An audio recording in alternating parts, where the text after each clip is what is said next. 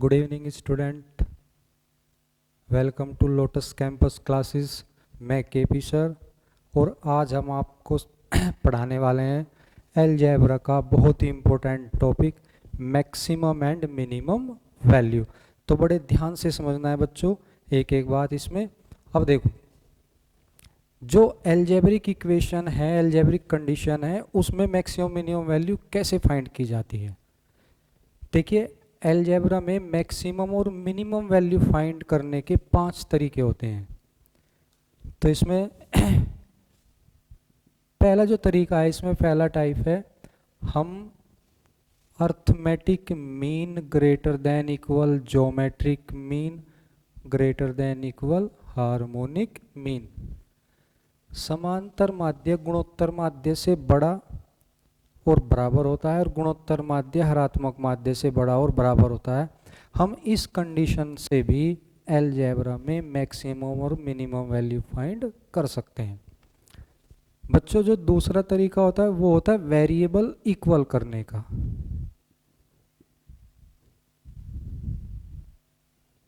हम variable equal करके भी अलजेब्रा में मैक्सिमम और मिनिमम वैल्यू फाइंड कर सकते हैं। जो बच्चों तीसरा तरीका होता है इसमें, वो होता है क्वाड्रेटिक इक्वेशन।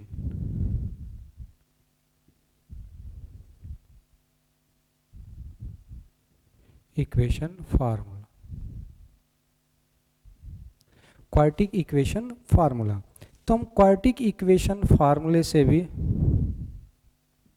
मैक्सिमम और मिनिमम वैल्यू फाइंड कर सकते हैं। जो इसमें फोर्थ तरीका है वो होता है होल स्क्वायर। होल स्क्वायर बनाकर भी बच्चों मैक्सिमम मिनिमम वैल्यू फाइंड कर सकते हैं। और जो इसका पांचवा तरीका होता है वो होता है डिफरेंशिएशन मेथड। डिफरेंशिएशन मेथड, अवकलन विधि द्वारा भी हम मैक्सिमम मिनिमम वैल्यू फाइंड कर सकते हैं। क्लियर बच्चों? देखिए, पर हम इसका यूज इसमें नहीं करेंगे, डिफरेंशिएशन मेथड यूज नहीं करेंगे। ये मेथड थोड़ा कठिन होता है, इसमें हमें डिफरेंशिएशन कैसे किया जाता है वो आना चाहिए। और ये मेथड उन्हीं बच्चों के लिए ठीक रहता है जो 12th में मैथमेटिक्स से पढ़े होते हैं या बीटेक किए होते हैं स्टूडेंट, या फिर एमएससी बीएससी जिन्होंने मैथ्स से की होती है। ये मेथड उन्हीं को ही समझ में आता है, बाकी स्टूडेंट को ये मेथड समझ में नहीं आता। तो हम इस मेथड का यूज ही नहीं करेंगे, हम केवल इन चारों मेथड का यूज करेंगे। Arithmetic mean greater than equal geometric mean greater than equal harmonic mean, या फिर वेरिएबल इक्वल करने का तरीका, या फिर क्वाड्रेटिक इक्वेशन, या फिर होल स्क्वायर बनाने का। कोई भी इक्वेशन हमें दे रखी है, यदि हम उसका होल स्क्वायर बना ले तब भी हम मैक्सिमम मिनिमम वैल्यू फाइंड कर सकते हैं। क्लियर बच्चों? ओके, तो आगे बढ़ते हैं इसमें। तो इसमें सबसे पहले ही टॉपिक की शुरुआत करते हैं। पहला जो टाइप हमने लिया कि arithmetic mean greater than equal geometric mean greater than equal harmonic mean. तो पहले इनको समझते हैं। देखिए, अगर हमारे पास बच्चों कोई भी दो वेरिएबल हैं ए और बी, तो इनका जो अर्थमेटिक मीन होगा समांतर माध्य वो होगा a प्लस बी बाई 2। अगर हमारे पास 3 वेरिएबल हैं ए बी सी, तो इनका जो अर्थमेटिक मीन होगा वो होगा a plus b plus c by 3। यदि हमारे पास कोई भी 4 वेरिएबल हैं ए बी सी डी, तो इनका जो अर्थमेटिक मीन होगा बच्चों वो होगा a plus b plus c plus d by 4। ऐसे ही आगे बढ़ते रहेंगे। तो ये बात क्लियर है, अर्थमेटिक मीन कैसे ज्ञात किया जाता है। कोई भी दो वेरिएबल हैं तो इन दोनों को ऐड कर देंगे, 2 से डिवाइड। 3 वेरिएबल हैं, तीनों को ऐड कर देंगे, 3 से डिवाइड। 4 वेरिएबल, चारों को डिवाइड कर देंगे और 4 से ही भाग कर देंगे। ये तो तरीका होता है अर्थमेटिक मीन का। दूसरा तरीका होता है ज्योमेट्रिक मीन। मान लीजिए हमारे पास दो वेरिएबल हैं ए बी, तो इनका जो ज्योमेट्रिक मीन होगा बच्चों a इंटू बी और पावर 1/2। अगर हमारे पास ए बी सी 3 वेरिएबल हैं, तो इनका जो ज्योमेट्रिक मीन होगा a into b into c to the power 1/3।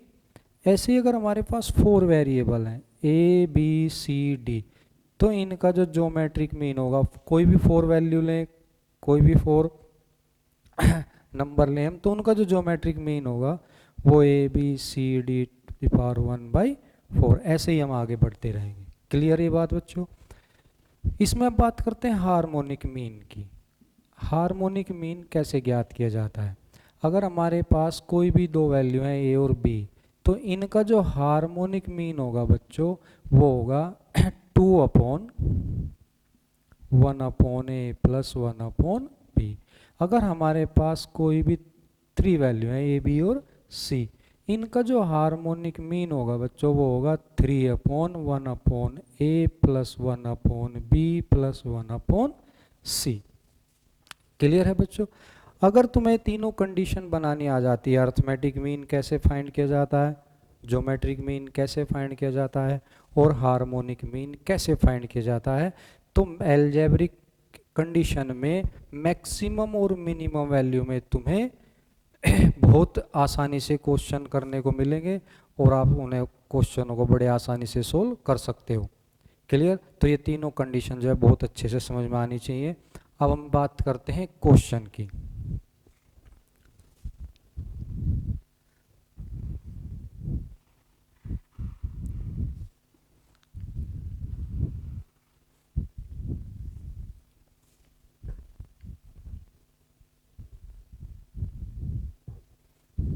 अब देखिए बच्चों, अभी हमने arithmetic mean greater than equal, geometric mean greater than equal, harmonic mean की बात की है।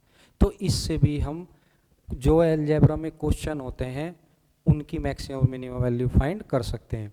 यदि क्वेश्चन आता है क्वाड्रेटिक इक्वेशन से और उसमें आपको मैक्सिमम और मिनिमम वैल्यू फाइंड करने के लिए पूछी जाती है एग्जाम में, तो कैसे फाइंड करेंगे?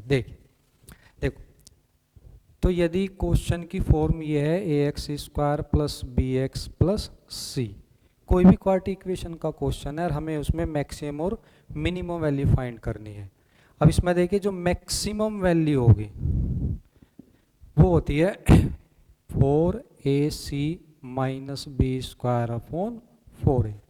4ac माइनस b²/4a, ये मैक्सिमम वैल्यू होती है। और इस केस में जो a होता है लेस देन 0, तो a की वैल्यू नेगेटिव होती है, 0 से कम होती है, उस केस में हम मैक्सिमम वैल्यू फाइंड कर सकते हैं। और जो मिनिमम वैल्यू होती है वो होती है 4ac माइनस b²/4a। तो ऐसे क्वेश्चन में हम मिनिमम वैल्यू फाइंड कर सकते हैं, उस केस में a ग्रेटर देन 0। कहने का मतलब ये है, यदि a पॉजिटिव है तो पॉजिटिव केस में हम केवल मिनिमम वैल्यू फाइंड कर सकते हैं। अगर a नेगेटिव है तो उस केस में हम मैक्सिमम वैल्यू फाइंड कर सकते हैं। अगर हमने क्वेश्चन लिया और हमें उसमें मैक्सिमम वैल्यू चाहिए तो इस फार्मूले से मैक्सिमम वैल्यू आ जाएगी। पर यदि हमें x की वो वैल्यू चाहिए जिस पर ये इक्वेशन मैक्सिमम है, तो x की जो वैल्यू होगी चाहे मैक्सिमम के लिए हो या मिनिमम के लिए, तो x की जो वैल्यू होती है वो होती है -b/2a। तो मैक्सिमम वैल्यू किससे आएगी बच्चों? x इक्वल होगा -b/2a। तो इससे हम मैक्सिमम और मिनिमम वैल्यू फाइंड कर सकते हैं। तो उसके लिए हमारे पास क्या रिजल्ट है? -b/2a। क्लियर ये बात? जब एग्जाम्पल कराएंगे, इसके क्वेश्चन कराएंगे, तो इस फार्मूले को भी यूज करके बताएंगे बच्चों और इसको भी। क्लियर ये बात? ठीक, तो ये नोट कर लें। ओके,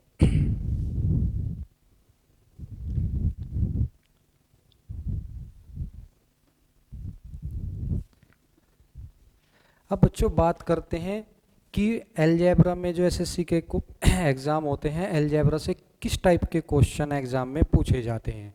तो लगभग इसमें 15 से 20 तरीके के क्वेश्चन एग्ज़ाम में आ सकते हैं। तो हम इसमें लगभग 15 क्वेश्चन के बारे में आज डिस्कस करने वाले हैं, तो ध्यान से समझना है एक एक क्वेश्चन। तो question number 1, find minimum value of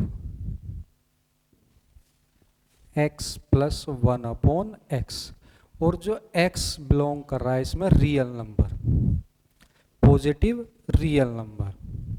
देखिए बच्चों, इस क्वेश्चन में ये है कि हमें x प्लस 1/x की मिनिमम वैल्यू चाहिए, कम से कम मान, न्यूनतम मान, और x क्या है इसमें, पॉजिटिव रियल नंबर, एक धनात्मक वास्तविक संख्या है x। अब देखिए हमारे पास हम यूज करते हैं arithmetic mean greater than equal geometric mean. समांतर माध्य हमेशा गुणोत्तर माध्य से बड़ा या फिर बराबर होगा, हम ये कंडीशन अप्लाई करते हैं। अब देखिए हमारे पास एक वैल्यू ये है और एक ये, तो अर्थमेटिक मीन क्या होता है, x प्लस 1/x/2, दोनों को ऐड कर दिया और 2 से डिवाइड कर दिया।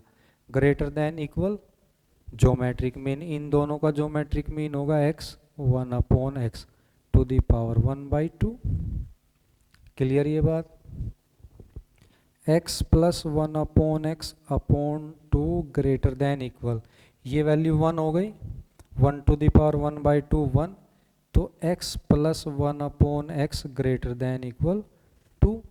अब देखिए बच्चों हमारे पास एक ये कंडीशन आ गई, x plus 1/x greater than equal 2, इसका मतलब है ये वैल्यू या तो 2 या फिर 2 से ज़्यादा, तो मिनिमम कितनी होगी, ये 2, या तो 2 या फिर मोर देन 2। तो x प्लस 1/x या तो 2 है या फिर 2 से ज़्यादा है, तो मिनिमम कितना होगा, या तो 2 या फिर 2 से अधिक, तो मिनिमम वैल्यू कितनी आ गई इसकी, 2। तो हम कहेंगे मिनिमम वैल्यू इक्वल 2, आंसर। किसी स्टूडेंट को कोई प्रॉब्लम, क्लियर होगी कंसेप्ट, बहुत आसान तरीका है। हम इस तरीके से एग्जाम में जितने भी क्वेश्चन टफ वैरायटी के आते हैं मैक्सिमम मिनिमम के, हम डायरेक्ट उन्हें सोल्व कर सकते हैं। क्लियर ये बात, चलिए नेक्स्ट एग्जाम्पल की बात करते हैं।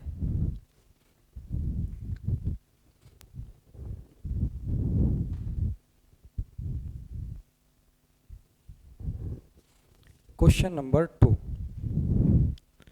तो नेक्स्ट जो क्वेश्चन नंबर